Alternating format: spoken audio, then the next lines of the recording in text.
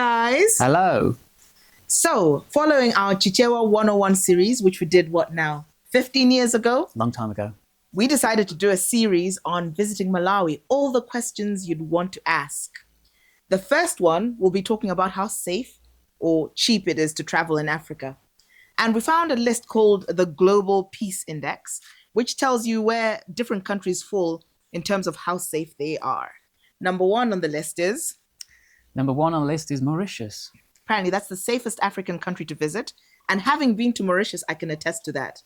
I remember one night, my sister Yolanda's watching over there, we snuck out to go clubbing and we felt totally safe in Mauritius. The things we got up to. Malawi on this list is the 13th African country, but it's number 80 in total.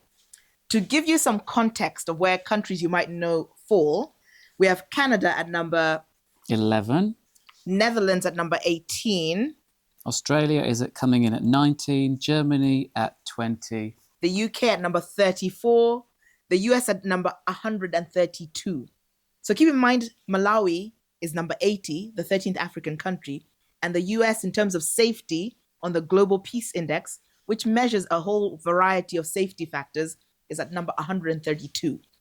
And it's 5 behind South Africa, which I visited and I enjoy, but I'm surprised South Africa is deemed a bit safer than the US. Yeah, that is surprising. Then I cross-checked this with a list of the cheapest countries to visit in Africa. I found one list on LinkedIn that do you want to read those 6 countries? So the cheapest country to visit, according to this, was Morocco.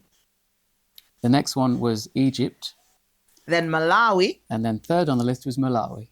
So definitely good value for money, as well as being safe.